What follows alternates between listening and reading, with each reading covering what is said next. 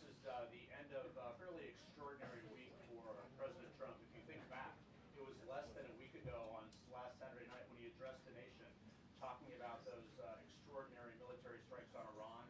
Then, of course, he went to the NATO summit in The Hague, and now he, of course, is back here, and he's expected to, I'm told, celebrate what he explained earlier as a giant win by the U.S. Supreme Court. Talking about the birthright citizenship issue, of course, even though the court is going to rule on the merits of that later, but also just the idea of executive power. Well, if you step back here after the first 6 months or so of the Trump administration, of his presidency, it's clear this is his Supreme Court. This is one of the major differences from his first term in office, of course. He has 3 justices that he appointed on the Supreme Court, and the judiciary across the country also has many Trump appointees. Now, it's been a mixed bag, if you will, of rulings, as we've seen, but the ruling today by the court, it will not cause immediate relief. It will send many cases back to lower courts and open the door for class actions, but it signals one big question that all presidents have, certainly this president has, and that is the power of the executive branch, the power of the presidency. And throughout the ruling, and I'm told that the president was hearing some passages, his advisors were reading to him, that a single judge cannot block the executive branch. So that is something I expect him to talk about here at the press briefing, but it's also a moment for the president to talk about other challenges. He's staying in Washington this weekend, which is unusual. He normally goes to his golf club either at Bedminster during the summer or Mar-a-Lago in the winter, but I'm told he's staying here to work with Senate Republicans. He wants them to get the job done, to pass his signature legislation by July 4th. And it's very much an open question, the timing at least. So I expect the president is also to make some more sales pitches, if you will, on that. And there are some central questions hanging over that bill as well. Medicaid, he has vowed repeatedly not to cut Medicaid. Even some Senate Republicans are worried about the cuts in the bill, the effect it would have on rural hospitals across the country. So much on the line, much at stake for the president. But for now, at least, the end of the Supreme Court term certainly is something that the president would like to celebrate. Wolf? What did you do for one?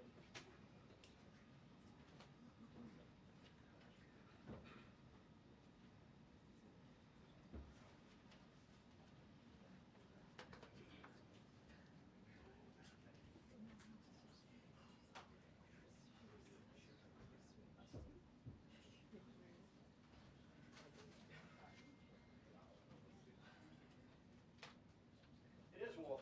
By my memory, at least, we can check this. I believe it's only the second time he has had a news briefing here in the White House briefing room. The first was in the early days of his presidency after the tragic plane crash at National Airport.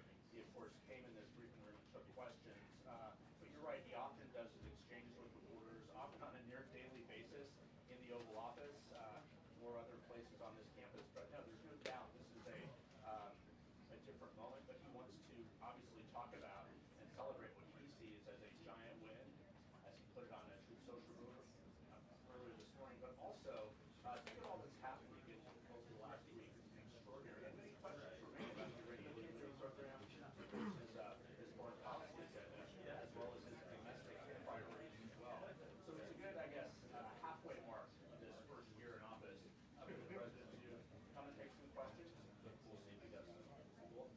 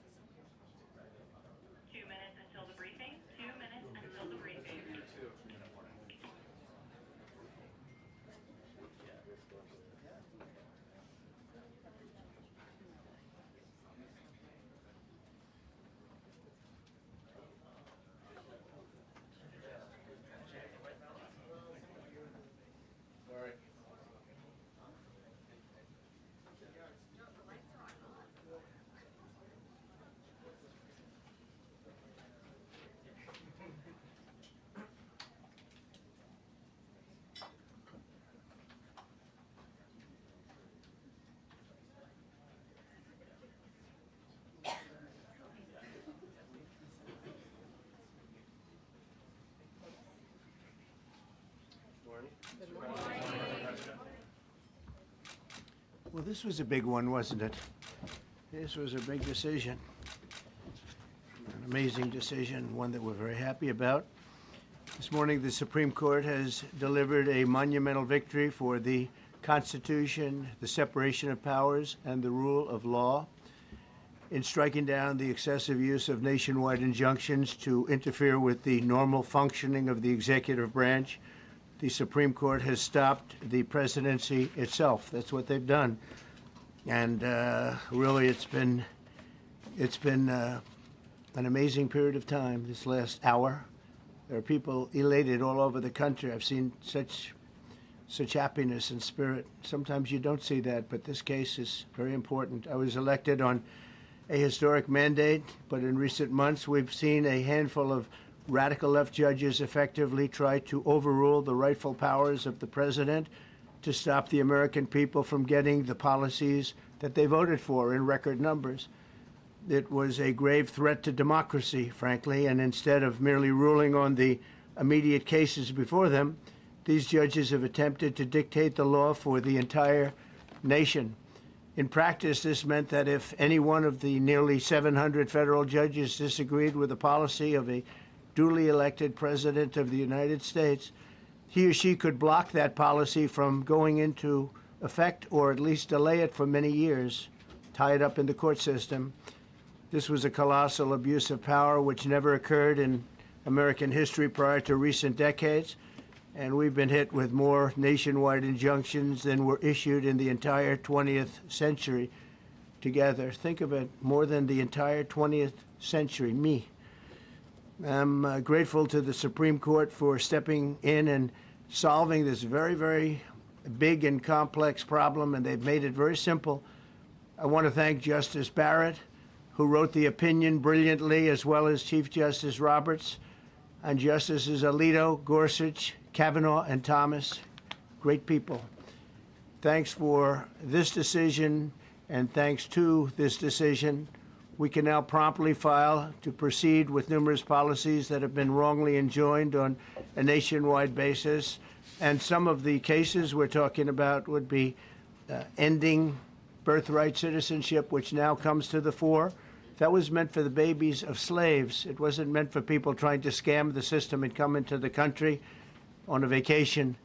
This was, in fact, it was the same date, the exact same date, the end of the Civil War. It was meant for the babies of slaves, and it's so clean and so obvious.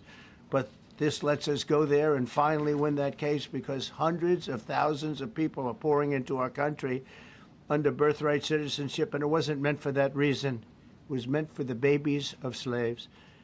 So thanks to this decision, we can now promptly file to proceed with these numerous policies and those that have been wrongly enjoined on a nationwide basis, including birthright citizenship, ending sanctuary city funding, suspending refugee resettlement, freezing unnecessary funding, stopping federal taxpayers from paying for transgender surgeries, and numerous other priorities of the American people.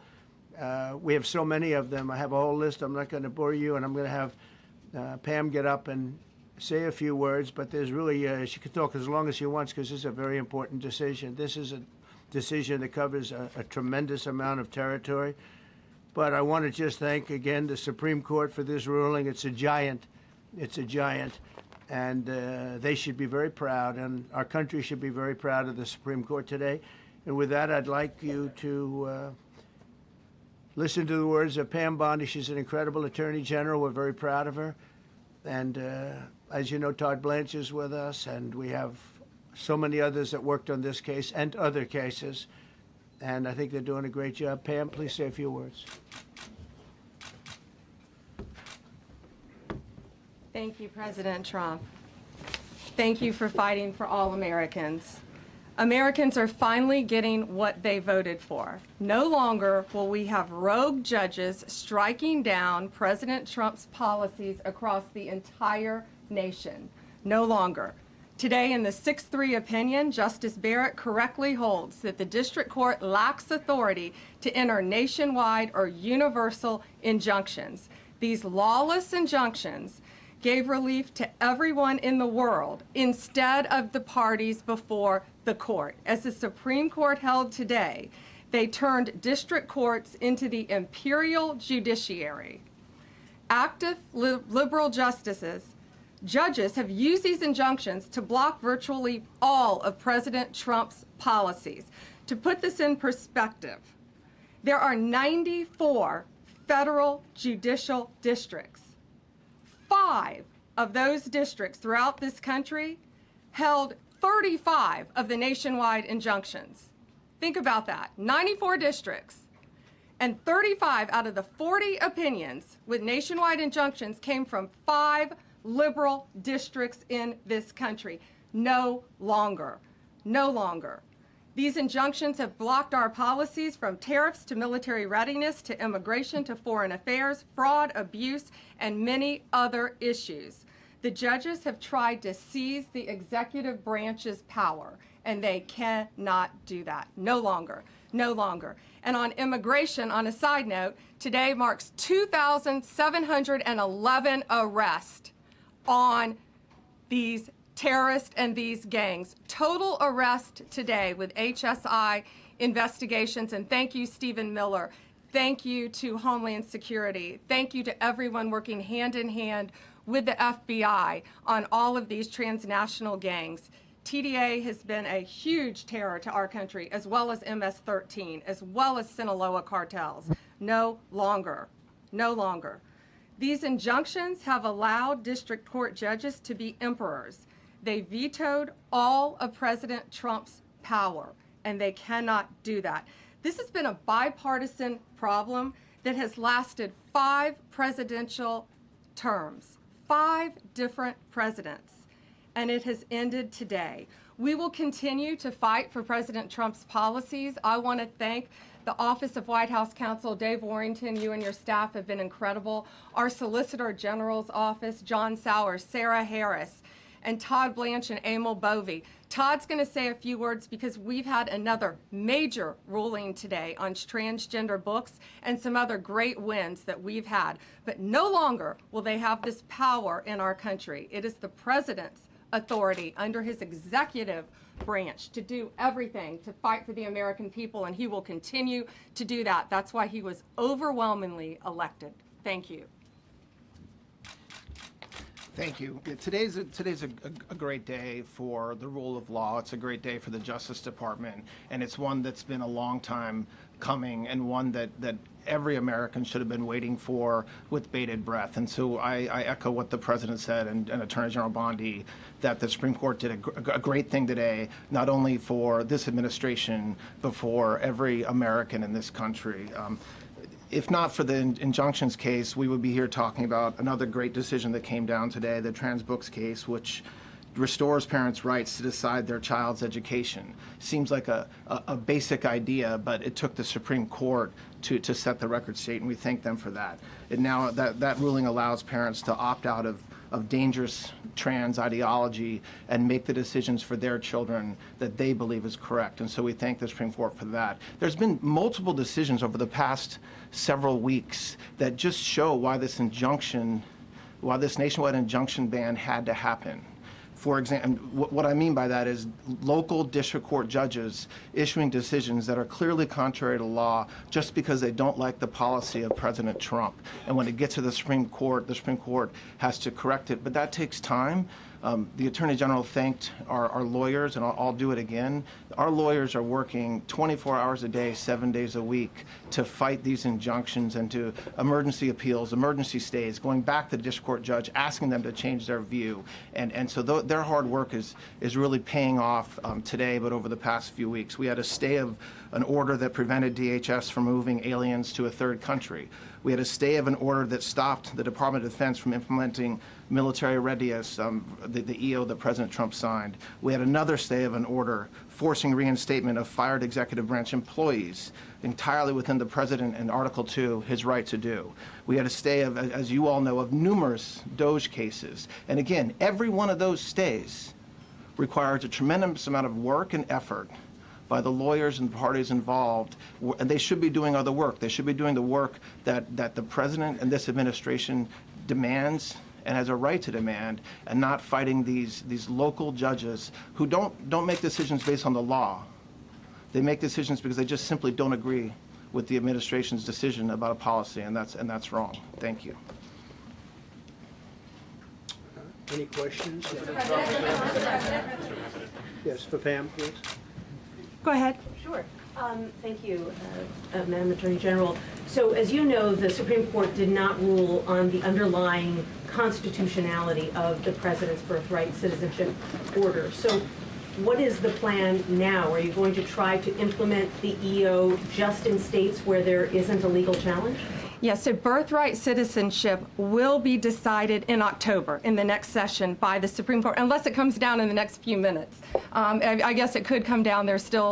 I think they're still deliberating right now on some cases. As you heard, we just got transgender books, which is a huge win.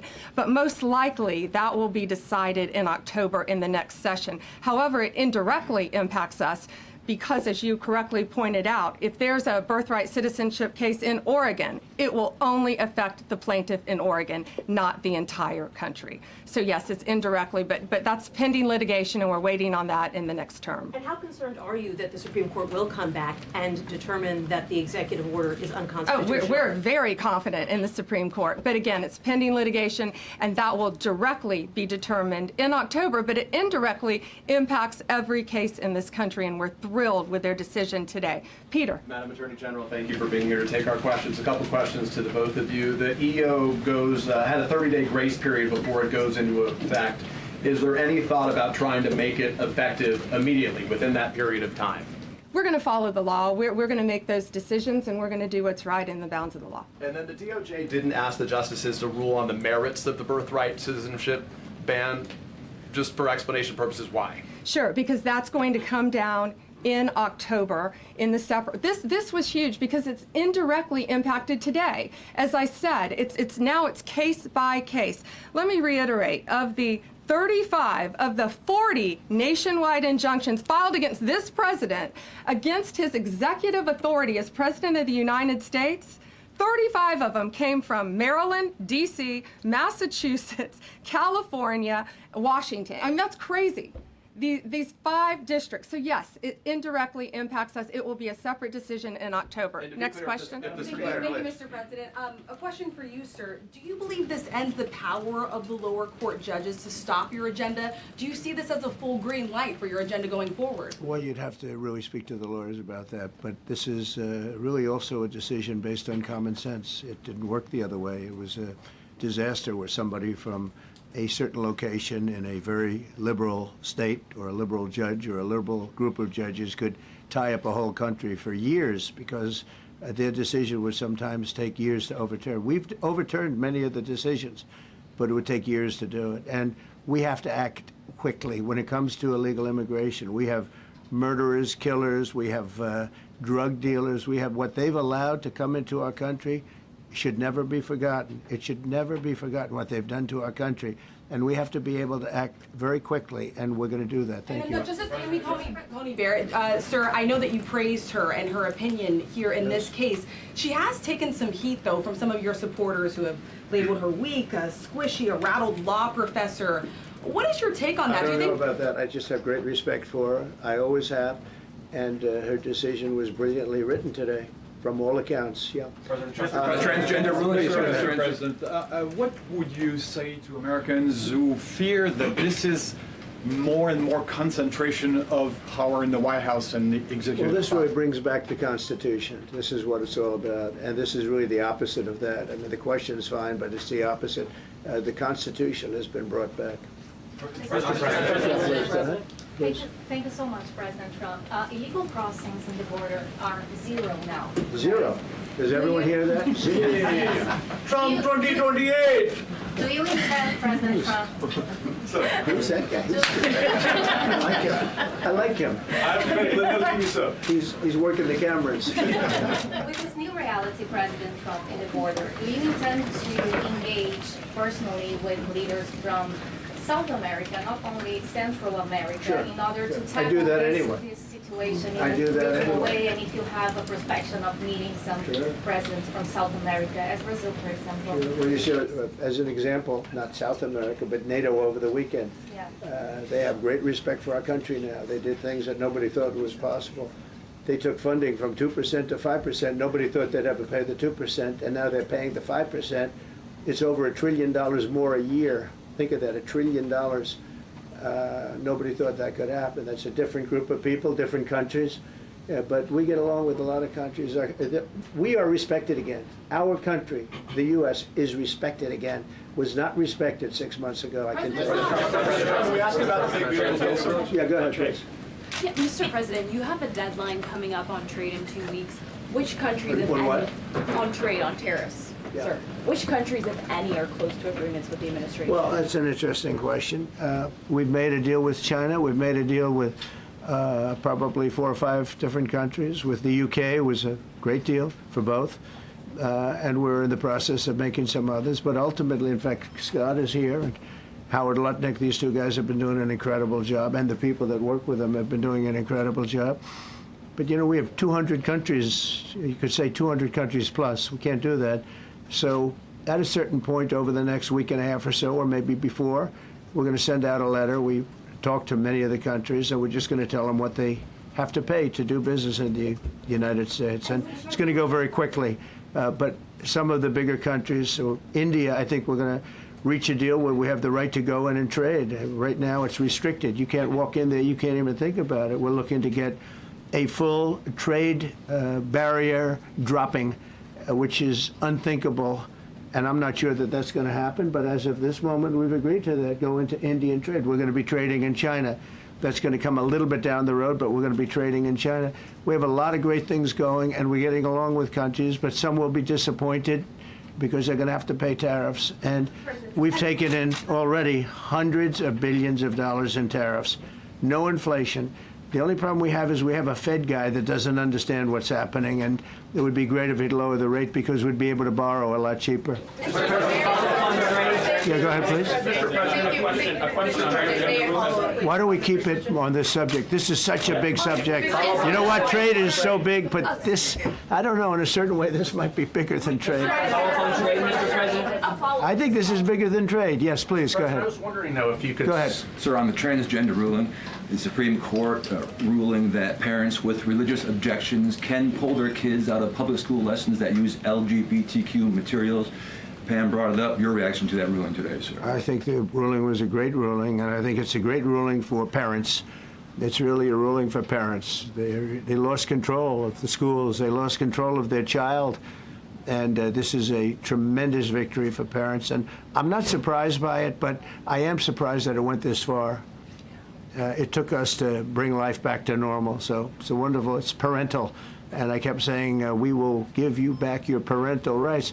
They were taken away, and this is a tremendous victory for parents. Yeah. Mr. President, if you look at the back at the last week, it's been extraordinary in terms of the action in the Middle East. You were at The Hague. Been a hell of a week, hasn't it? I'm wondering now if you It's believe been that so Iran. bleak. I'm wondering now, sir, if you believe that Iran has given up its long history of ambitions with nuclear weapons, or what you would like to see from them to prove that they do, and what type of meetings is your administration looking for next week with Iran? So Iran wants to meet. As you know, their sites were obliterated. They're very evil nuclear sites. They were, now has been proven. We had some fake news for a little while.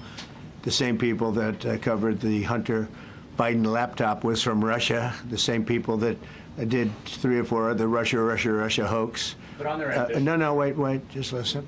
They came up with something that delayed the credit that our great pilots and these great what talent that was, and they hit it right down in the spot.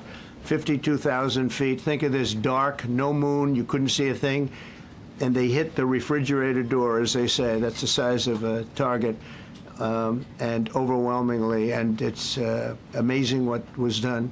We're the only ones that could have done it, and we took out the 2 of the other sites also. In addition to that, we finished them off. That was a very evil intention. I believe that, and again, time will tell, but I don't believe that they're going to go back into nuclear anytime soon. They spent over $1 trillion on nuclear, and they never got it together. And nothing was moved from the site, by the way. To do that is very dangerous. It's very, very heavy material. Those cars were most likely the cars of masons because they were pouring concrete at the top, at the hatch, as you know, the hatch going into the nuclear site. They wanted to reinforce it, and they had some masons there pouring concrete. By the way, that concrete was obliterated. It hit exactly at the concrete. It was, I don't think it had a chance to dry, but everything's down there. It's under millions of tons of rock. Please. Yes. Your administration has said that El Salvador is one of the safest countries in the hemisphere. So why haven't you yet canceled temporary protected status for that country? Was it part of the deal? Well, we'll take a look. We've had a great relationship with El Salvador. They have a fantastic leader. They built a massive prison system. And I don't know exactly why, but it's a hell of a system. And we bring people there, and when they go there, they don't get out. And frankly, when they hear they have to go there, they become very nice people. They become very nice people. It's a tough system, but it's a brilliant system. And it's a system done by a very, very good leader. We'll talk about El Salvador. A lot of respect. Yeah, please. Thank you. A question for you and then a question for the Attorney General.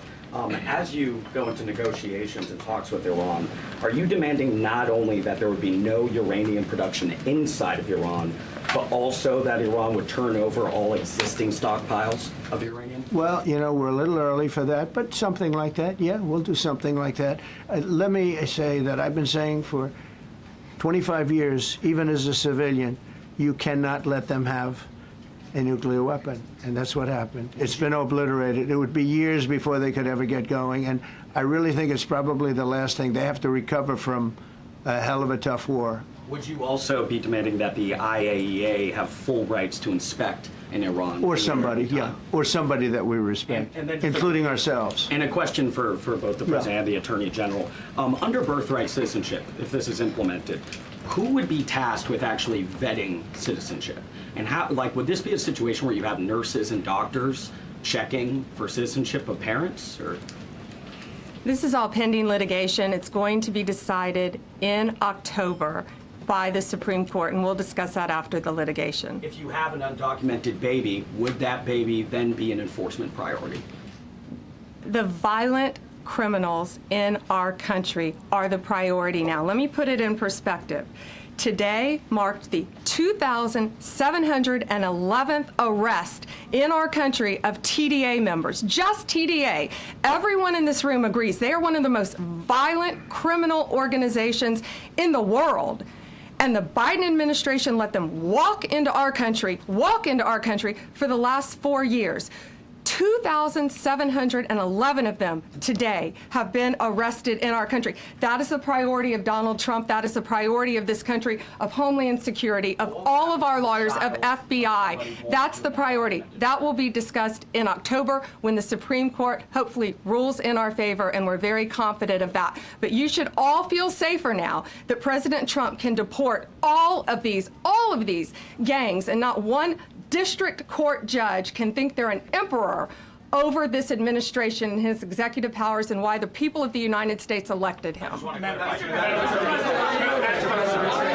just might add one thing, and you know, they used birthright citizenship, some of the worst people, some of the cartels, to get people into our country, just so you know. And again, I say, if you look at the end of the Civil War, the 1800s, it was a very turbulent time. If you take the end day, was it 1869 or whatever, but you take that exact day, that's when the case was filed. And the case ended shortly thereafter. This had to do with the babies of slaves, very, very obviously. And I think we're going to win. People didn't, I don't think they went about discussing it right. I came along and we looked and we said, wait a minute, this is wrong. We've been looking at birthright citizenship wrong for years, but they've used it. The cartels have used birthright citizenship to get very bad people in, and what Pam's doing and what Todd and everybody else, what they're doing at DOJ and all over, FBI, ICE, Border Patrol, these are incredible people. They're trying to keep our country safe, and they don't want to have people come in. This is just another way that they get illegal immigrants into our country, and in some cases, very, very bad ones. Go ahead. Thank you, Mr. President. On your tax bill, if I could for a moment, senators are racing to rewrite parts of it right now after the Senate parliamentarian ruled that sections of it were outside of the process that they're using to get this through. Do you think that senators should respect the decisions of the parliamentarian? And what have you personally done in the last 48 hours to try and get Republican senators who are against the bill to a yes? Well, look, it's a great bill. It's a massive tax cut.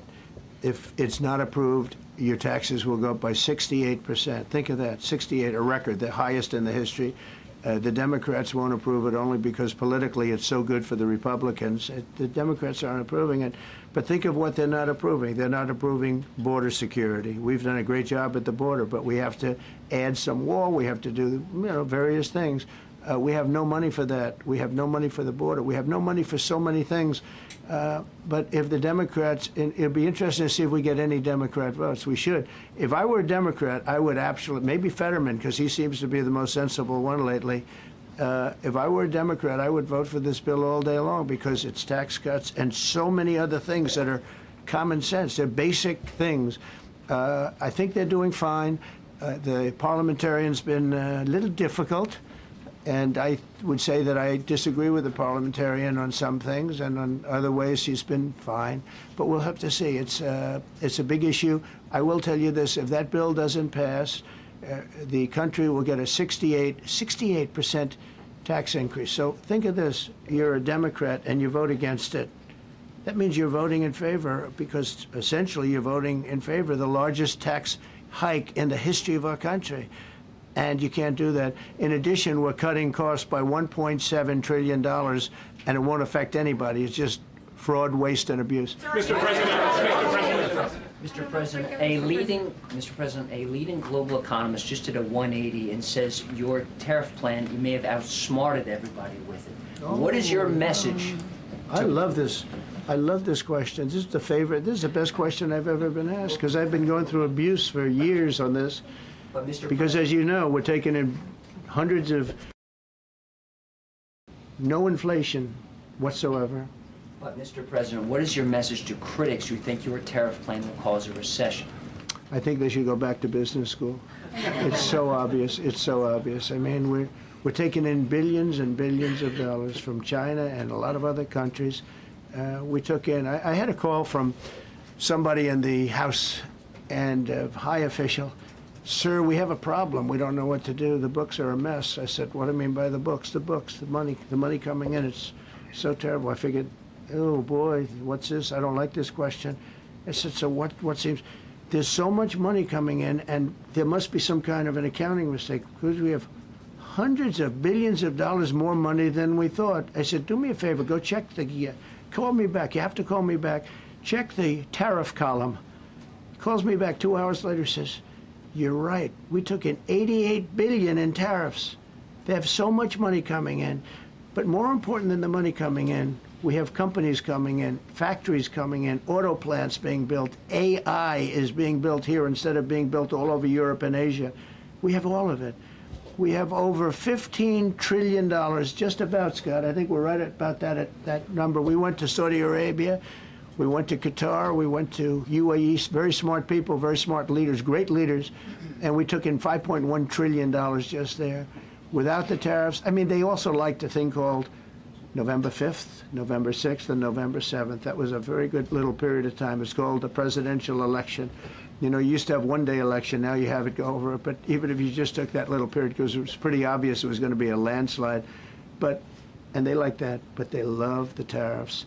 I had Texas Instruments come in the other day, big company, and he said, we're putting in $60 billion into new plants and new equipment, new everything. Sir, you're going to keep the tariffs, aren't you? Because if I ever took the tariffs off, and we are going to absolutely keep it. And they're worried that somebody that, like this communist from New York, someday gets elected. I can't believe that's happening. That's a terrible thing for our country, by the way. He's a communist. We're going to go to a communistic state. That's so bad for New York. But the rest of the country is revolting against it. But if somebody got elected, they're afraid that if this was taken off, well, we're going to guarantee it's never going to be taken off. And again, we're taking in think of this, hundreds of billions of dollars. And they were all confused because they've never seen this before. You know, it's always the other way. We don't have enough money. So much money is coming in at levels that nobody's ever seen. But most importantly, we have factories being built, car plants being built, companies moving to our country like never before. If you look at 15 trillion, and that's only in a few months, you know, I haven't been here that long. Presidents like the last one was a disaster. He's the worst president in the history of our country, by the way. What he did on our border can never, ever be forgotten. To me, that's the worst of all the things, and he's done some terrible things, grossly incompetent. Nobody knew it was him, because I don't think it was him. I think it was whoever was controlling the auto pen. But our country is doing great. And those leaders and other leaders, I just left, as you know, a large group of the most highly respected people. And that includes big countries. When you look at Germany and France and Spain, although Spain didn't come through, but they will. By the way, guaranteed they will. That was the only country that sort of tried to hold back on putting up the money. But just so you know, they said, it's unbelievable what's happened to the USA. You were a dead country. We didn't respect the country, the leader. You were dead as a doornail. One said to me, you went from being a dead country, you are right now the hottest country anywhere in the world. The whole world is talking about the USA, and everybody wants a part of it, and they're pouring into our country, and you're going to see those numbers. Thank you for that question.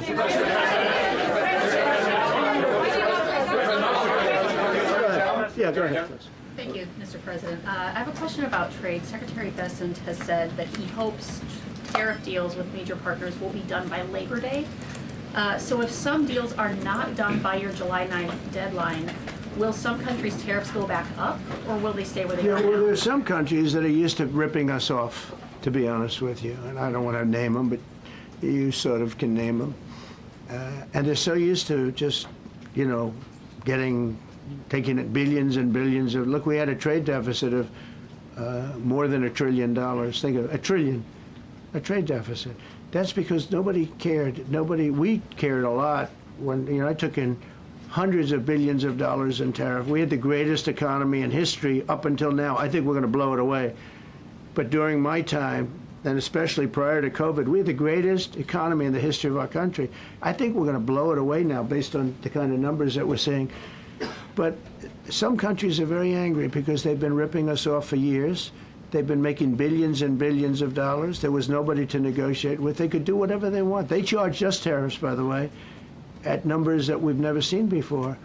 And we ended up losing much more than $1 trillion a year. $1 trillion a year on trade. And now they're being met with a force that's far greater than them, and they don't like it. So they're upset because instead of making, you know, $5 billion, they're going to break even. Or they'll make a little bit. I want to be nice. They'll make a little bit. Or we'll make a little bit. It's a big difference. Yeah, please go. Go ahead. Red dress. On the 2020 election, is there any more information on the special prosecutor? So many Americans still have questions about the 2020 election. And speaking of rogue judges, would you consider appointing somebody at DOJ maybe to investigate the judges that allowed for the political persecution of you, your family, and your supporters during the Biden administration? I love you. Who are you? I'm Kara from Lindell TV. Well, that's just a very nice question.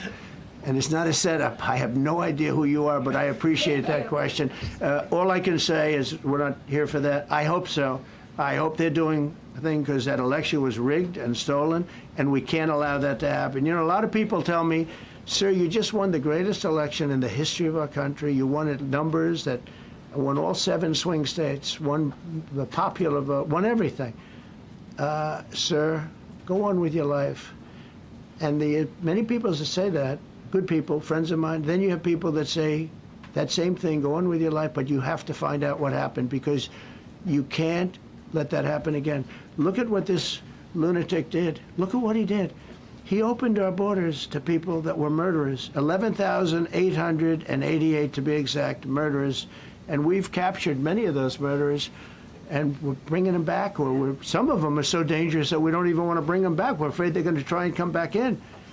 But he allowed people to come into this country, people from mental institutions, insane asylums, that's a mental institution on steroids, people from mental institutions, gang members, drug dealers, people, jails, being emptied out into our country. Venezuela emptied out almost its entire prison population into our country.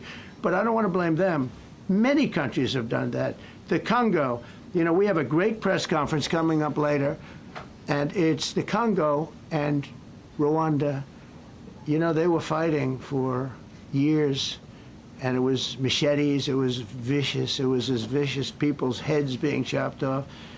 And I have a man who's very good in that part of the world, very smart, and put them together, and we're signing a peace treaty today. First time in many years they're going to have peace, and it's a big deal. You know, we talk about Russia, and we're working that one.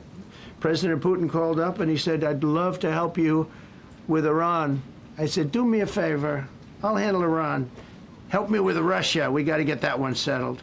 And I think something's going to happen there. But we did some great work. India and Pakistan. That was going to be maybe nuclear. We did that. We did a lot of work. I don't know if there's ever been a president that's done much more. Serbia, Kosovo was going to go at it. Going to be a big war. I said, you go at it. There's no trade with the United States. They said, well, maybe we won't go at it. That's what happened with India and Pakistan. I was negotiating with both of them, and I said to Scott, I said to Howard, cancel all deals with India and Pakistan. They're not trading with us because they're in a war. They called back, what do we do? I said, look, you want to have trade with the United States, it's great. But you want to go and start using nuclear weapons on each other? We're not going to allow that. And they both agreed. Both have great leaders. They both agreed not to do it. So we did a lot, but I appreciate that question. Sir, on peace deals, can I follow up with you? Sir, can I follow up on peace deals? Thank you so much. Thank you, Mr. Orange. President. Thank you, Mr. President. I was just speaking with Senator Ron Johnson on the One Big Beautiful Bill, and he says he really wants to get to yes for you and get this accomplished. He does. He's a good man. But he also said that he needs more time, and he is not certain that the July 4th deadline is possible. Well, then he's not such a good man. Because there's too much work to do. He's a good man. Ron How Johnson's important- doing a good job. He's very committed. Every Republican senator is committed. And, you know, you could have a couple of grandstanders, in all fairness. You could have somebody else. And it's very dangerous because our country would go from being the most successful country in the world to who knows what happens with a 68%, think of it, 68% tax increase. That was given by the Democrats because they like high taxes. I don't know what happened. You know, all my life, I'd grow up and I'd watch politicians talking. I'd say, oh, that's fun. And they were always saying, we will cut your taxes. We will cut your tax. I never heard it. They say, we will raise your taxes. And they elect people like this guy in New York that maybe has a chance. I find it hard to believe, but he maybe has a chance. They want to raise your taxes. So they want to see a 68% tax increase. That's more money than anybody could afford. You'd go into a depression if that ever happened. So I think there's a lot of pressure to get that approved. President Trump, How important is the July 4th deadline to you? If It's important. It's not the end all. August? It can go longer, but we'd like to get it done by that time, if possible. And look, we have a lot of very committed people, and they feel very strongly about a subjects that you're not even thinking about that are important to Republicans. The problem we have is that it's a great bill. It's a popular bill, but we'll get no Democrats only because they don't want to vote for Trump. If that bill was their bill, oh, they would be so happy. It's so great for our military.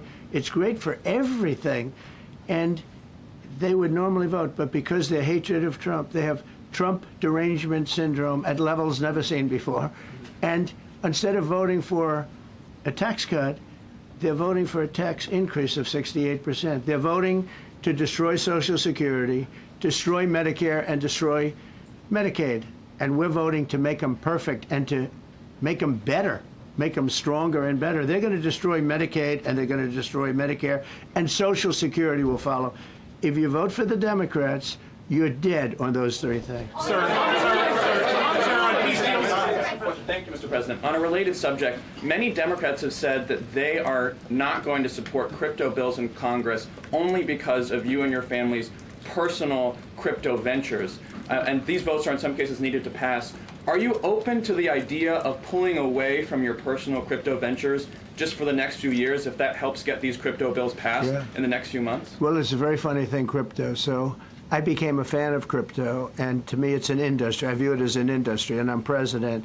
And if we didn't have it, China would, or somebody else would, but most likely China. China would love to.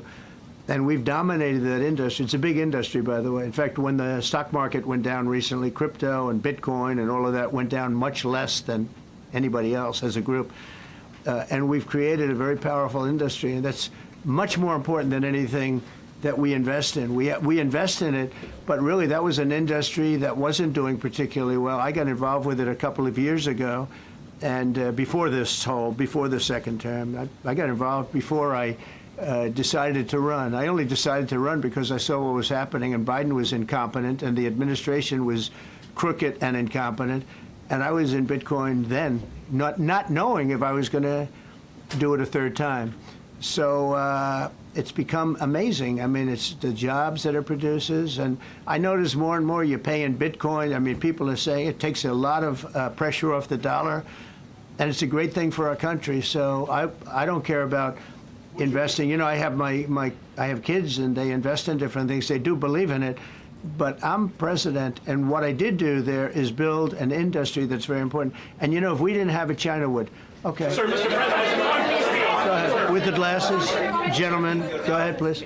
Go ahead. Thank you, Mr. President. So, are you going to cut funds in the sanctuary states, like, for instance, California, that keep supporting illegal immigration, and then these people work under Yeah, we're the giving them a table? hard time. And also, in a foreign policy I question. mean, they don't have a governor in California. They have a man that wants to give away everything to people that nobody's seen before. If we didn't go into Los Angeles with the military, which did a fantastic job, but if we didn't go into Los Angeles bringing in the National Guard, I would have brought the military if it was necessary, because you have to. We have the right to. That was another thing upheld by the Supreme Court. But if we didn't go in with the National Guard and be strong and tough, you wouldn't maybe have Los Angeles. It would be like the rest of California, the rest of Los Angeles. They lost 25,000 houses in a fire. They should have lost none. You know, I sent the water down. I had to break into their water supply because they just refused to do it. They're crazy. There's something wrong with them. They have plenty of water. They don't have droughts or anything. They have plenty. We let it come down from the Pacific Northwest. They routed all the water out into the Pacific Ocean for environmental reasons, okay? And now you have 25,000 houses, none of which would have burned down if you had the water. They didn't have water. They didn't have water for the fire pumps. They didn't have water in the sprinkler systems that people put in. So the answer is we're going to work with governors. We're going to work with radical left Democrats and Democrats, and we're going to make it good for everybody. We'll have to stop the crime in those, in the case of the cities, I think I can say just about all cities with heavy crime are run by Democrats. Go ahead. 11 lies. Yeah, with the glasses. I'm with you. Go ahead, yes. International. Yeah, go, no, the man behind you, yeah, please. President Trump, Anthony Mashak from MTV Lebanon. I want to ask you regarding the threats posed by Iran's allies and proxies operating in the U.S. They were threatening your life. So what do you say about that? And regarding the Lebanon, because Hezbollah is as well part of Iran's allies, is there any time frame in Lebanon regarding disarming Hezbollah in Lebanon? Yeah, Lebanon is a great place with brilliant people. You know, it was known for the professors and doctors and had an incredible history, and hopefully we can bring it back again. I just appointed a friend of mine who's Lebanese, and I didn't know he was Lebanese. I've known him for 20 years, very, very successful man. And I just appointed him. And I said, why would you want that? He said, because I was born there, I was raised there, I love it. I love it so much. I said, you know, it's very dangerous going to Lebanon as ambassador. And he said, that's what they say, but I don't care about danger. I mean, this is a guy that is just a very big business guy. He wants to give up his whole life to go to Lebanon because he believes in it so much. We're with Lebanon all the way. We'll try and straighten it out. Your life as well. So what actions? Threaten my life? Yeah, they have threatened. I get that throbbing feeling every once in a while. Get that throbbing feeling, but you know what? That's okay. This is a dangerous business. What I do is a dangerous business. You know, I tell the story of the car companies and different people in different professions you have. Race car drivers, as an example. 1/10 of 1% die. Bull riders, 1/10 of 1%. That's not a lot, but it's people die. When you're president, it's about 5%. If somebody would have told me that, maybe I wouldn't have run. Okay? This is a very dangerous profession. Should, by the way, so many questions. Should we keep this going, Pam? Or not? This is the opposite of Biden. Biden would take a half a question and he'd leave without answering it. Go ahead. On Iran. You tell me when it gets boring. Okay. If Iran. Are you from Iran? No, I'm not from Iran. I'm from the UK. But if the intelligence reports conclude that Iran can enrich uranium to a level that concerns you, would you consider bombing the country again? Without question, absolutely. And have you had any conversations? Turned out to be unbelievable.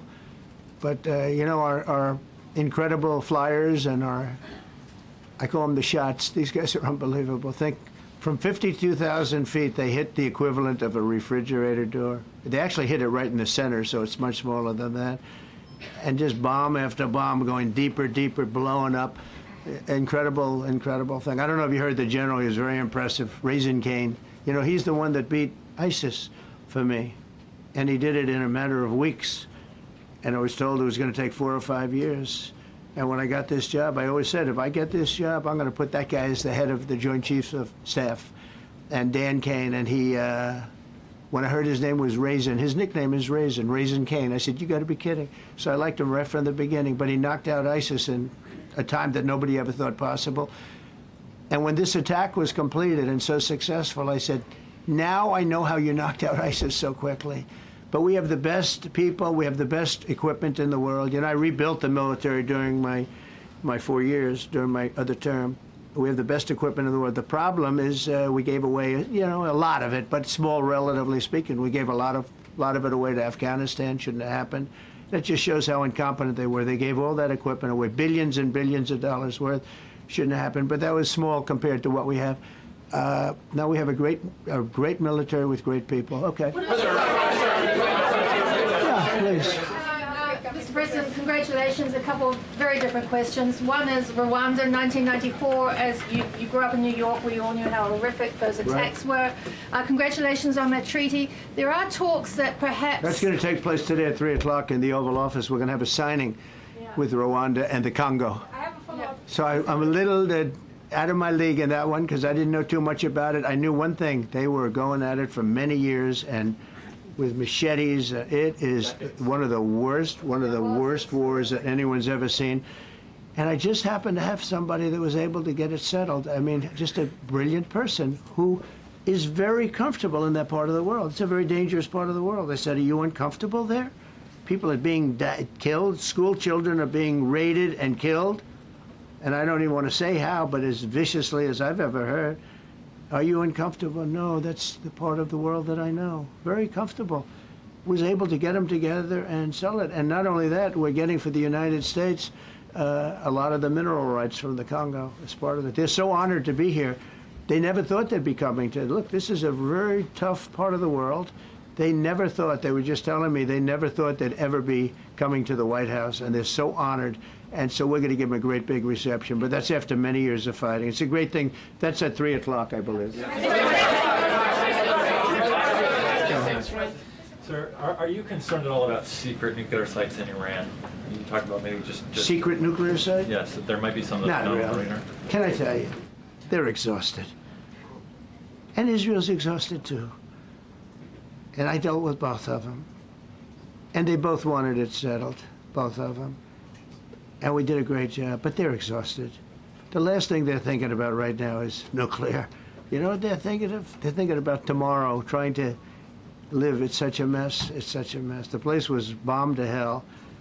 And no, I'm not worried about it at all. And I'm putting out a little statement. I'm going to respond to the Ayatollah's statement yesterday that we won the war. Oh, God, we won the war. And I said, look, you're a man of great faith, a man who's highly respected in this country. You have to tell the truth. You got beat to hell. And Israel was beat up too. They were both beat up. And it was a great time to end it. It was quick. They got the hate out. There was a lot of hate, a lot of hate. It would be great if they didn't have that hate. But the last thing they're thinking about is nuclear weapons right now. Please. Thank you, Mr. President. Iris Tao with NTD Research Media with the Epoch Times. Thank you so much for doing this. It's very refreshing for all of us here, It's a good group. in this room. It's refreshing. Very refreshing. Yes, we haven't had Probably. this in, for the past I understand what you mean. So thank you so much for coming out here. Other to than talk to us. Caroline's done a great job. Yes. You're referring to the past administration, Yes, not to yes. Caroline, right? Yes. Back to the ruling today, if you don't mind. So you have always talked about winning for the American people. Right. How do you think today's ruling will enable you to further deliver for American families and workers across the country, not only when it comes to immigration, but also when it comes to trade, energy? What actions are most eager to move forward Well, I with think now? taking power away from these absolutely crazy radical left judges is a tremendous, this is such a big day. This is such a big day. It's like, it's sort of sad because we're doing the signing at 3 o'clock, and this may very well dominate the signing of a big war that was going on and really affecting the continent of, think of it, the entire continent of Africa was being affected. And we're settling that war today, and this will probably be a headline. But this is a very big moment, and it gives power back to people that should have it, including Congress, including the presidency. And it only takes bad power away from judges. It really doesn't take power. It takes bad power, sick power, and unfair power. And it's really going to be, this is a very monumental decision. Yeah, please. Yes, President, thank you very much. On July 9th, is that July 9th date set for tariffs to snap No. back? Or could there be a... We can do whatever we want. We could extend it. We could make it shorter. I'd like to make it shorter. I'd like to just send letters out to everybody. Congratulations, you're paying 25%. He doesn't want. He's a much nicer person than I am. Go ahead. Did you finish it up? Who are you considering for the Federal Reserve then? And are you speeding up that process? I see Secretary. Oh, he's terrible. He's terrible. I mean, I have a list of things. We're like 38 on the list. We pay, Cameroon and different places are paying the same as us. Because, you have somebody sets a rate at 4% or 4.5%. It's hard to go out and say we should be paying 1% when you have your so-called experts doing that. And the sad part is, as per the question that you asked about tariffs, we've had the tariffs and we have less inflation than we had before. What we have is a hell of a lot more money, a hell of a lot more income, and we shouldn't be paying a rate like that. In other words, when we pay a rate, I'll tell you, each point is the equivalent of $300 billion. So if we had it down 3 points, because I think we should be at 1, you have Switzerland is at 0.25, in other words, 25% of 1%.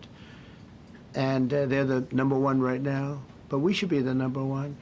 And soon you're going to have, I think, you're going to have where the people will pay will pay, like we had a few years ago, where you put up money, you loan money, and I mean, you actually, instead of paying, you get paid. I love that. I don't know if it's any good, but I love it, where you put up money and you get paid. But we should be in a category, so we should be at the top of the list, not toward the bottom of the list. But we have a man who's not a smart man, and he probably has Trump derangement syndrome. And he's just not a smart person. What he's doing, though, he's hurting us for years to come.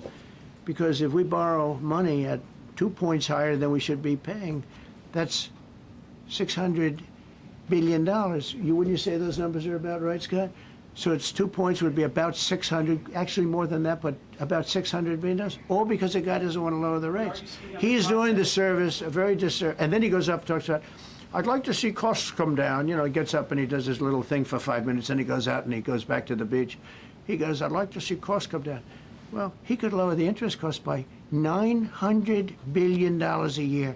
All he has to do is lower rates. And everybody's saying, I was watching some of the business shows today, and they're saying, Trump's right. He should really be cutting. The country's doing well. We have no inflation. Now, despite him, we're doing great. But if we got the rates down, we would be a rocket ship. So I think that'll be it. And I just want to thank everybody. This is a really big day. We've had a big week. We've had a big week. We've had a lot of victories this week. NATO was a tremendous victory. The war was a tremendous. Look, we were talking about this for 30 years, about Iran being nuclear. And all I said is it will not be nuclear, and it's not going to be nuclear. And You know, I want to give credit to a lot of people, and most importantly to our great military. Boy, they put out that fire. Once that happened, once those bombs got dropped, that war was over. That war was over. But I just want to compliment them. Incredible. The general and all of his generals. Pete Hegseth was great. They all. And now I want to compliment Pam. A lot of genius went into this. You know, people, if you don't say it exactly right, if the Supreme Court doesn't get it because it's incorrectly spoken about, and that happens. A lot of cases are lost because they don't say the right words. But I want to correct. She's going to go down as a great attorney general. I may change my mind about that. I don't know. Maybe someday I'll have call and say I was only kidding. She's going to go down as a great attorney general. This was a tremendous win, and we've had tremendous wins, but this was a tremendous win today. So I just want to congratulate you and Todd and your whole staff. Very brilliant people, and we can't forget John Sauer. That's right. Who is with. There's a medical emergency within his family, so he's taking care of that, and we said absolutely. So I just want to thank everybody very much. Thank you. Jeff Bezos on his wedding weekend. Thank you, Mr. President. Thank you, sir.